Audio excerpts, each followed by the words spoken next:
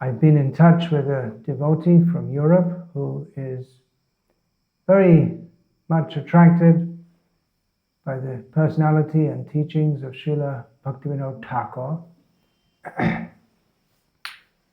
He's in Mayapur now, and he recently sent me a letter telling me how much inspiration he feels by going to the Yoga Pit, the temple at the birthplace of Sri Chaitanya Mahaprabhu, which was first established by Srila Bhaktivinoda Thakur, and sitting there in front of the deity of Srila Bhaktivinoda Thakur.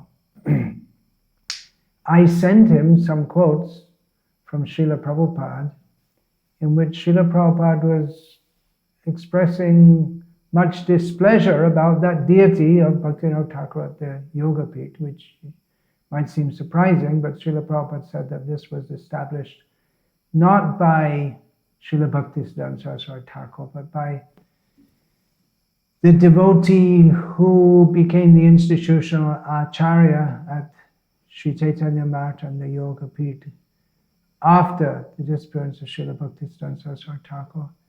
And Srila Prabhupada said, why have they kept him there at the gate like a gatekeeper? Why did they do it when Srila Prabhupada, Srila Bhaktisiddhanta Saraswati Thakur didn't do it? They've become more intelligent than him.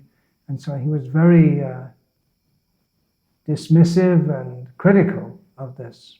So I sent those quotes, and in return I got a very interesting letter. I'll read quite a lot of that, and then I'll comment on that. This devotee writes to me, regarding your kind references from the Vedabase in which Srila Prabhupada exhibited his transcendental dissatisfaction about so-and-so Maharaj and his disciples erecting the temple of Bhaktivinoda Thakur at the gate of the Yoga Pit and calling them over-intelligent, jumping over Srila Bhaktisiddhanta Saraswati, humiliating Srila Bhaktivinoda on the level of gatekeeper. He writes, so far I only partially understand it, but I would like to be frank about the two following things that I somehow perhaps understand. Please correct me if I am wrong. My first point is, and he states about himself, I also have Rahu in the second house, like Srila Prabhupada. I have a sharp tongue, and I'm mostly misunderstood. I'm not sure if he's saying that Prabhupada also had Rahu in the second house. I don't know about the chart, astronomical chart of but he seems to say that Srila Prabhupada had a sharp tongue because of this and was misunderstood, and compares himself. For people of my kind, there is a saying, whatever you build with your hands, you destroy with your tongue. Interesting saying. I didn't hear it before. I do not compare myself with Srila Prabhupada's Varni and Vapu, but having some similar nature that made me attracted to Srila Prabhupada in the first place, until now I presume that the mentioned references are rhetorical statements, and that Srila Prabhupada's grudge against that devotee, as sometimes expressed in front of his own disciples, Prabhupada's own disciples, was not absolute tattva, but his personal sentiment of disappointment, for he was thinking big. I am convinced that technically Srila Prabhupada is right in a sense that his reasoning and missiology is far superior than that of his godbrothers. But there is also another point of the coin, like in Dwadash Mandir at Birnagar. That's the birthplace of Bhaktivinoda Thakur. There's a temple there, Dwadash Mandir, 12 temples. And that's being run on by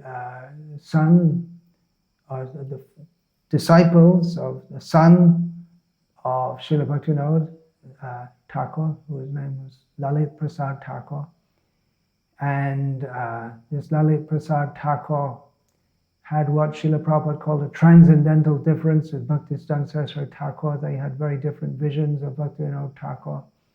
Bhaktisiddhanta Saraswati Thakur wanted to preach very widely.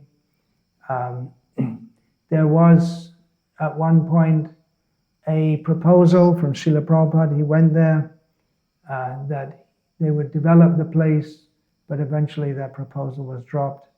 And the present position of the Dwadash Mandir, so I'm told, I only went there once many years ago, is that it's crumbling and in poor condition, physically. So there, our correspondents write, they say, if ISKCON were to take over, things would be even worse.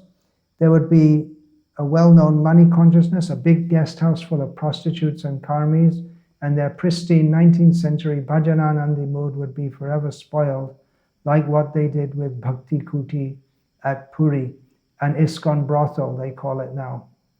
When I once revealed similar critical observations of others to a certain Swami who resides in Mayapur, in ISKCON, he was very upset, and he ascribed that he told me that if he was younger, he would throw me out of the window and that my tongue should be cut off, etc. But I hope that you, Maharaj, addressing me, understand me, that my research is not just apologetic to whatever ISKCON's party spirit, he's an ISKCON devotee, but that I critically observe all kinds of opinions in order to try to balance them, but not necessarily fully subscribe to such outlooks. I try to be a kind of ethnographic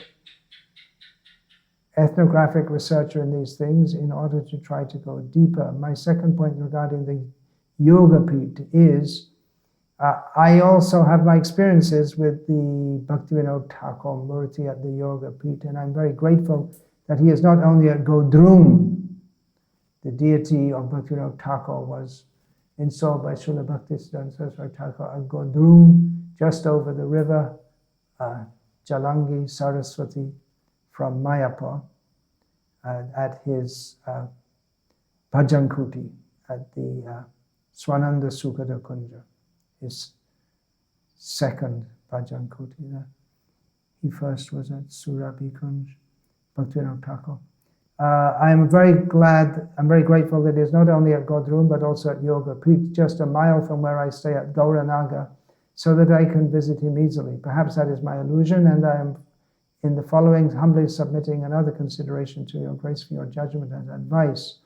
In February of 2003, I suddenly became attracted to that deity. I've just completed the Bhakti Shastri. I had just completed the Bhakti Shastri course then, but I never thought to claim second initiation on the basis of that. But then in front of Bhaktivinoda Thakur's Murti, I got an ardent idea, I must claim the second initiation, and then I did it. The language is a little strange, so when he says claiming, that might sound a little strange, but remember, English is not his first language. He's also not my initiated disciple, by the way. Especially from December of 2016, when I'm in Mayapur, that means just a year practically, I go to see that deity daily. In thus 7 months so far, 3 visits to Mayapur, I have spent 1,000 plus hours in front of that Murti, and I have an ever fresh sensation that Srila Bhaktivinoda is personally present. I feel that each and every time I'm taking a kind of sunbath in front of him, I see emanating a kind of effulgence from the Murti, and I have a magnetic attraction to visit it daily, him daily.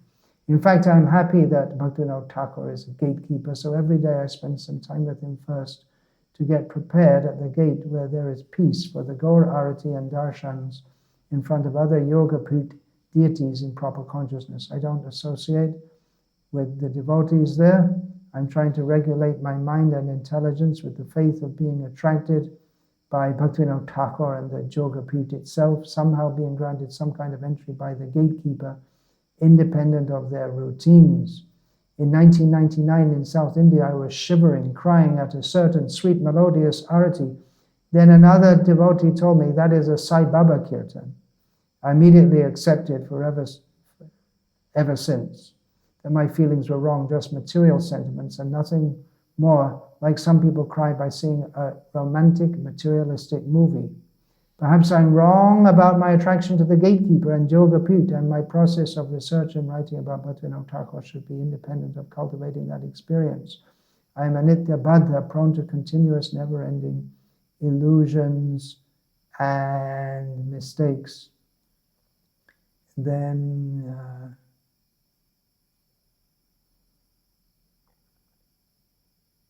please advise and instruct me, and I will try my best to reconcile it. Last week I was in 3 days in depression about something, feeling bodily disorders and mental sufferings to digest that things are as they are, and I am not the enjoyer, controller, and benefactor. Being only an instrument in the glorification of Bhaktivinoda Thakur kindly suggests me how my feelings and intelligence should be adjusted and regulated in this case to become a better recipient and medium of Bhaktivinoda Thakur's grace. So yeah, some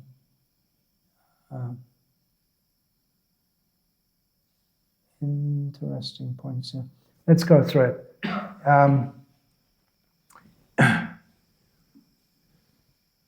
Having read what Srila Prabhupada said about the deity of Bhaktivinoda Thakur, I just go offer when I go to the Yoga-put, I offer my obeisance, or sometimes I just fold my hands from outside, because if Srila Prabhupada felt so strongly that it was insulting to Bhaktivinoda Thakur, then I,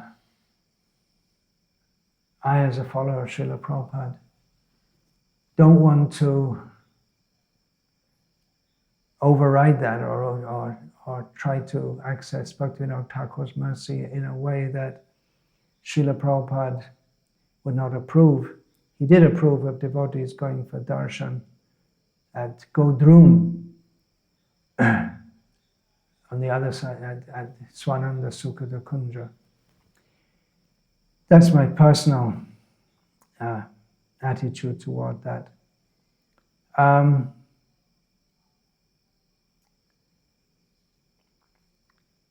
Regarding Srila Prabhupada's feelings towards his god brothers, it was mixed. Mostly we hear about his deep disappointment, and sometimes he found that some of his god brothers are actually conspiring against him to stop getting land, and he said they're envious and this and that. But then there are other quotes where he says, no, they're all devotees, they're all great souls, and yeah, the tick-ticky ticked at that point.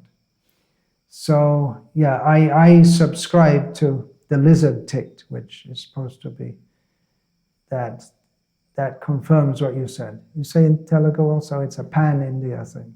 I learned it in Bengal. I actually first heard that from Jagapataka Maharaj. Many things I learned from him.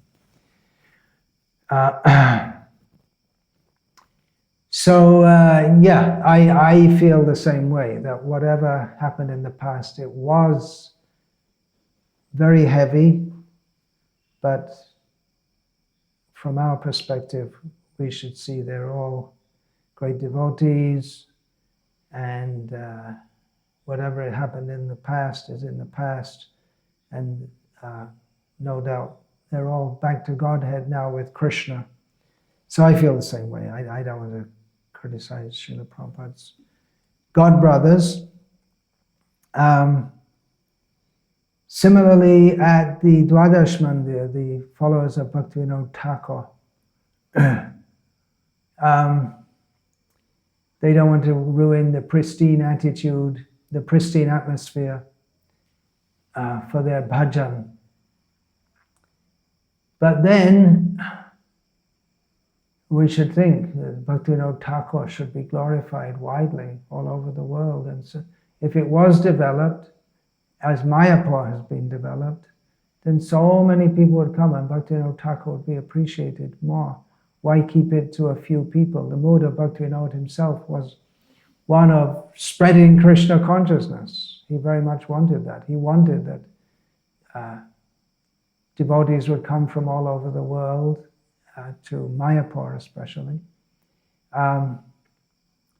He himself, apart from being a prolific author, he was also an outgoing preacher in the city of Calcutta and also in villages. He also gave many instructions for bhajan, bhajare bhajare amar manati manda bhaja braja bane radha krishna charana ravinda bhajan bina gati naire. For instance, he sings to his own mind to worship Radha and Krishna, the lotus feet of Radha and Krishna in Vrindavan. There's no other way to achieve the destination of. And he gave many instructions for Nama Bhajan. So if devotees want to maintain a pristine life like that, well, that's nice for them. But considering the benefit of the whole world, better to have it developed so that many people come. Now, they have noted that they don't want to make it like ISKCON, and they're very critical with money consciousness, will turn it into a brothel with prostitution, and they're very critical of what's happened at the Bhakti Kuti, Bhaktivinoda Thakur's bhajan kuti, his place of bhajan in Puri, which was taken over by ISKCON, and the ground floor is a restaurant. It is more or less, so many people come to Puri and they go there for a restaurant. And then on the floor above the ground floor, there's a temple with a deity of Bhaktivinoda Thakur and Radha Krishna. And that has become very much criticized by the many Gauriya Mats there in Puri and in Bengal. And seems at Birnagar also, the place of Bhaktivinoda Thakur's birth, has become very criticized why they've turned that into a restaurant. And I feel the same way. I spoke with the devotee who had taken the great trouble to get that land and develop it, and said, well, how do you maintain it otherwise?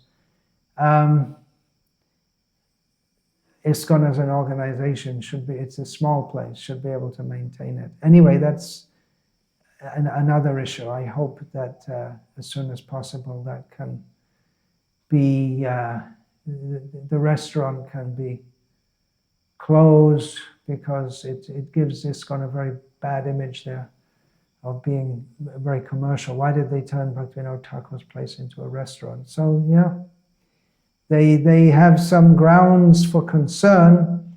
There are some rumors, and quite possibly there's some truth in it, that the ISKCON guest house, I'm not sure in Mayapur, maybe in other places, sometimes there's some prostitution or something like that. And it's quite possible, if you have a big guest house, that some illicit activities may go on, and that should be checked. But on the other hand, if you see in Mayapur, so many lakhs and lakhs of people are coming from India and from all over the world and getting inspiration in Krishna consciousness.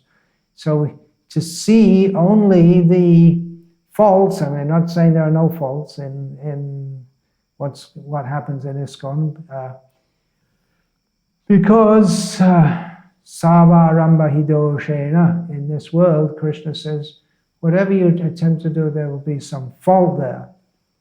But it's not as if ISKCON is deliberately trying to become very commercial and promote prostitution. That's a really imbalanced perspective. If you're going to have a big center with lots of people coming, many materialistic people coming, then there'll be the atmosphere won't be as pristine and as if you just have a few Babajis chanting. But when they come, they'll get, and they get spiritual inspiration. So I find that on one hand, if there is grounds to criticize ISKCON in this way, then ISKCON should have a look at itself and try to improve. Also, a few years ago, it came out that there was some journalist from Australia came and visited Navadvip and Mayapur, and he found that he found Mayapur ISKCON. He found it completely neutral person. Found it quite commercial, especially compared to the temples in Navadvip. And again, not so many people go in Navadvip as they. Well, it's difficult to say, but Mayapur is definitely. I would say many more people go nowadays into Navadvip. So there are pros and cons. ISKCON, we should clean up our act. We always have to be vigilant. It's not that if you have a pristine atmosphere that everything will automatically be very pure. It's quite possible that there'll be some. It's quite possible that there'll be some illicit activities in such places. Also, if you increase the scale of activities, then the scale of illicit activities is also likely to increase. So that's one thing.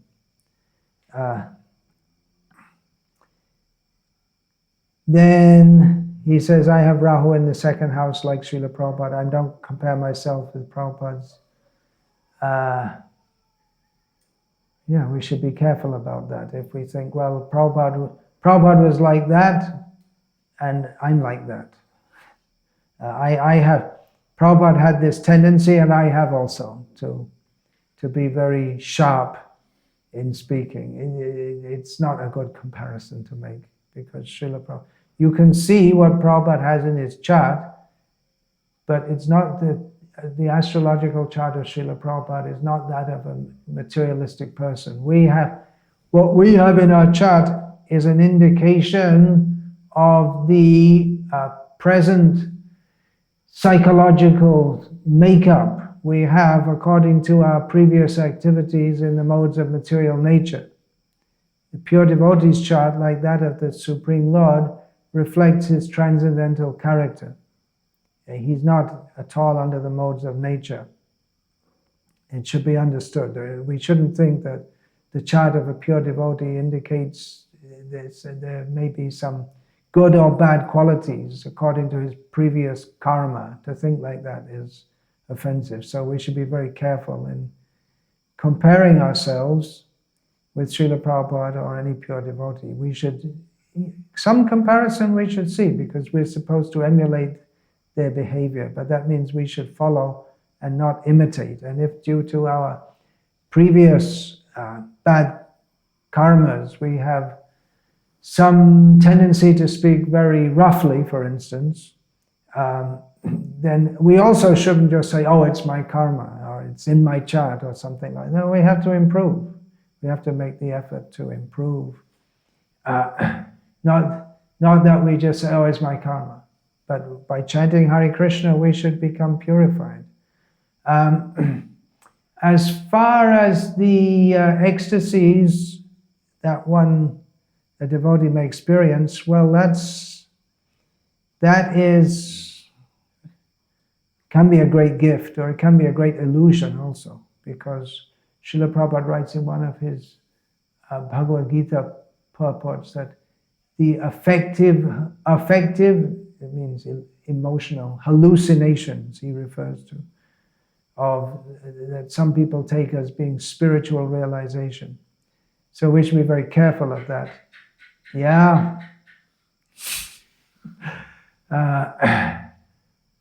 And also we should see that how real is our ecstasy? Well, we should see also how much we're being purified of the bad tendencies that we have. We have some ecstasy, but then we go on with our sharp speech that is not coming from the spiritual platform as Srila Prabhupada did, to vidyate hridaya grantish, to cut the knots of illusion within the heart, but it may be rather than being for the purpose of cutting. Santa evasya chindanti manovya sangam hyukti bihi. In Bhagavat, Lord Krishna states that the sadhus, they speak with a sharp tongue to cut the material attachments, the mental attachments. So when Srila Prabhupada speaks sharply, that's for cutting our material attachments. And when we speak sharply, if we're not consciously following Srila Prabhupada, in many cases it may be just an expression of our own ego, not for cutting others' ego.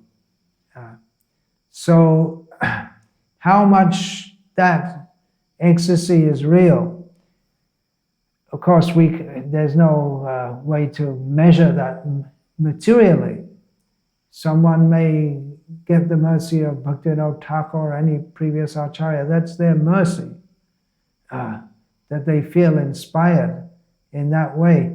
There's also Bhaktidemian is inspired by Srila Baladev Vidyabhushan, is doing tremendous service in researching and finding old manuscripts and translating and publishing the works of Baladev Vidyabhushan. And this devotee is also doing research into Bhaktivinoda Thakur, his teachings, his life, and so many things. So we can't discount that. That's a great gift to, and especially to be inspired by Bhaktivinoda Thakur as this devotee is doing. He wants to present him in a devotional manner, because there are others who have researched on Bhaktivinoda Thakur and done their PhDs and written a bunch of nonsense, actually, just nonsense things. And they may have brought out some good points also, but if they see with the psychologists, anthropologists light, they don't see him as a sacred personality, and therefore their research on him is all offensive. But this devotee is doing so in a devotional way. So the fact that you have this service to him, you're not just enjoying the ecstasy, so to speak. You can take that as Bhaktivinoda Thakur's mercy, but we'll understand that that is mature. That mercy is becoming mature in your heart when you actually become purified. Bishoy Charya Kobe, Shuddha Hobe Mon, Tobe Hama Herabo Sri Vrindavan. Our actual experience of seeing Vrindavan and the personalities of Vrindavan, like Srila Bhaktivinoda Thakur, that will actually manifest when we become free of material desires in the heart. Now, another point relevant to this is that, we see the God brothers of Srila Prabhupada, Gauriya Math, we can take a very critical attitude, or we can take an attitude that they're all serving the mission of Chaitanya Mahaprabhu and Srila Bhaktisiddhanta Saraswati Thakur in different ways. Srila Prabhupada also saw like that, as well as being very critical. And it's probably most healthy for us to see like that, even though we may have, up to the present day, what we could call political or institutional disagreements with various devotees in the Gauriya Math, as we have institutional and organizational agreements even within our own ISKCON, as they have within the Gauriya Math. And the followers of Bhaktivinoda Thakur at Birnagar, their attitude is, their approach is very different. More of a bhajananandi approach to Krishna consciousness than the Goshtyanandi approach which Srila Bhaktisiddhanta Saraswati Thakur promoted. And we can see that everyone is serving Krishna in various ways. So that's a broad-minded way to see it. But we have to be careful with that also, because it's not that anyone can imagine any way of serving Krishna. How far do you take this idea that everyone's serving Krishna in their own way, and anyone who's serving, it's okay, it's fine? Well, there are what Bhaktivinoda Thakur called, and he quoted one Tota Babaji in this regard, upper sampradayas who claim to be following Chaitanya Mahaprabhu. For instance, the Gauranagari Sampradaya, they say that Chaitanya Mahaprabhu is the enjoyer of the girls of Nadia, as Krishna was the enjoyer of the damsels of Vraja. It's Bhaktivinoda Thakur and Bhakti Saraswati very strongly rejected this as being bogus. This is not the proper way. This is not service to Chaitanya Mahaprabhu. This is disservice. So that's just one example. So the idea, well, everyone's following, they're serving Krishna in their own way, that helps to keep peace in Vaishnava society, and maybe our mind won't be so disturbed. But we have to see there is also such a thing as deviation. There are specific instructions of Chaitanya Mahaprabhu. There are specific instructions of our own Srila Prabhupada, even with within our own ISKCON. For instance, there are instructions which Srila Prabhupada gave about the Gurukul in Vrindavan, and he specifically founded it to be different from a mundane school. But at the present time, there is it's already practically converted into a mundane school, apart from the fact that it's in Vrindavan and there's a whole new campus being made. And should we just say, well, everyone's serving Prabhupada in the way that they feel inspired within the heart? Yeah, but what about Prabhupada's direct instructions? You may have an inspiration within the heart, but if that goes clearly against Prabhupada's desires and instructions, as he himself said, and is well recorded, then what is this inspiration within the heart? So we should be very careful about this and see what are Srila Prabhupada's instructions and stick to that. And if we have some inspiration to do something different, then we should understand that this inspiration isn't coming from Srila Prabhupada. We may think it's service, but service that is against the specific instructions of Srila Prabhupada, that becomes a deviation. There is such a thing as deviation, and just to say that everyone's serving Krishna might be very nice to say like that, but that means our movement is it's in a very dangerous situation. If we accept that everyone can serve in their own way without specifically referring to Srila Prabhupada's desires and instructions. So just as we should be vigilant and not allow ISKCON's name, which means Srila Prabhupada's name, to become tarnished by accusations of our guest houses being brothels. I'm pretty sure that's a gross exaggeration. There may be some cases of someone bringing a prostitute, but it's not being run specifically like that. And if it were, however anyone might think the leadership is corrupt, but I don't think that they're that corrupt that they're going to deliberately run a brothel. That's really, really an over-the-top, extreme accusation. But anyway, just as we should be vigilant to that such things aren't allowed to happen, we should also be vigilant to understand what Srila Prabhupada wanted and stick to that closely. And then comes the question, well, what about innovation? Yeah, that's also there. The question can sometimes be, it can be a fine line. That's also true. But it's also not true that anything we do in the name of Srila Prabhupada is what he wanted.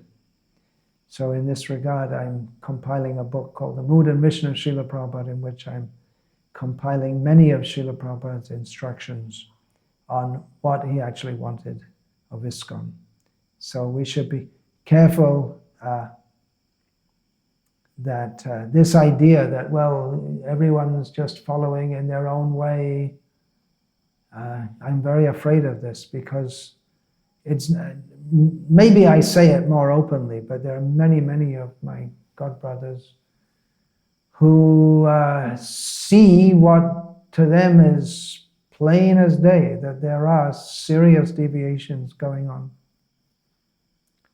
in ISKCON. So I said it again. This should be addressed and not just, well, it's all transcendental. If Srila Prabhupada is not pleased, then what's the use? Even if we think he's pleased, just like someone may think, I'm getting so much mercy from Bhaktivinoda Thakur, I'm feeling such ecstasy in the kirtan, and they say, oh, it's a Sai Baba kirtan. And what ecstasy is that? That's the shadow ecstasy. What is that? There's Chaya Ratyabhas and Pratibimba Ratyabhas.